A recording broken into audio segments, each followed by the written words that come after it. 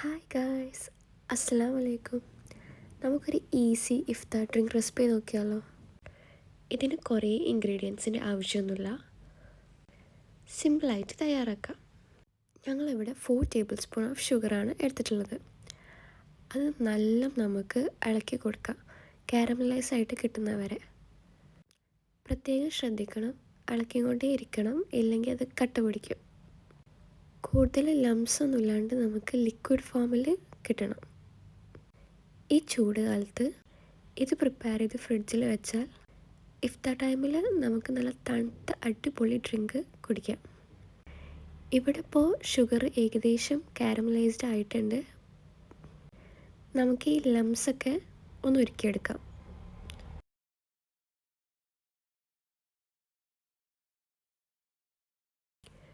കുറച്ച് കഴിയുമ്പോൾ നമുക്കങ്ങനെ ഒരു ബ്രൗൺ ലിക്വിഡായിട്ട് കിട്ടും. അത് ഇങ്ങനെ ഇളക്കിക്കൊണ്ടേ ഇരുന്ന് നമുക്ക് ലംസൊക്കെ പോയിട്ട് നല്ല പ്യുവർ ലിക്വിഡായിട്ട് കിട്ടും. ലംസ് ഒന്നുമില്ലാന്ന് ഉറപ്പായി കഴിഞ്ഞാൽ നമുക്ക് അതിലേക്ക് പാലൊഴിക്കാം.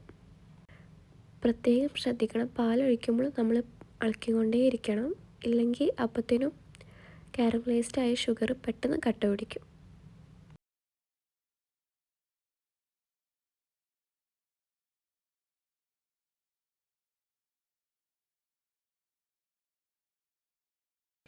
ഇനി നമുക്കത് ചൂടാറാൻ വേറൊരു പാത്രത്തേക്ക് ഒഴിച്ച് വെക്കാം. ഇനി അതിലേക്ക് ആവശ്യമായിട്ടുള്ളത് 2 ടീസ്പൂൺ ഓഫ് കസ്റ്റർഡ് പൗഡറാണ്. അതിലേക്ക് പാല് ചേർത്തതിന് ശേഷം നമുക്ക് ബോയിൽ ചെയ്യാം.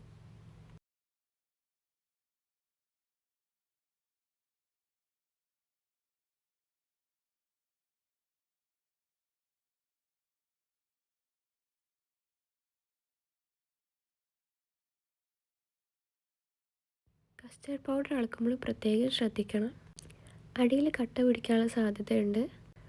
അതുകൊണ്ട് ഇളക്കിക്കൊണ്ടേ ഇരിക്കണം. ഇനി പ്രിപ്പയർ ചെയ്ത കസ്റ്റർഡ് മിൽക്ക് നമുക്ക് നേരത്തെ തയ്യാറാക്കി വെച്ച ആ ഡ്രിങ്കിലോട്ട് ആഡ് ചെയ്യാം. നല്ല മിക്സ് ചെയ്തതിന് ശേഷം നമുക്ക് കസ്കസ് സീഡ്സും കൂടി ആഡ് ചെയ്ത് കൊടുക്കാം. കസ്കസ് സീഡ്സ് നമ്മളൊരു 10-15 മിനിറ്റ് മുന്നേ വെള്ളത്തിലിട്ട് വെച്ചതാണ്. ഇനി തണുപ്പിച്ചിട്ട് നമുക്ക് സെർവ് ചെയ്യാം. വളരെ ഈസി റെസിപ്പിയാണ്.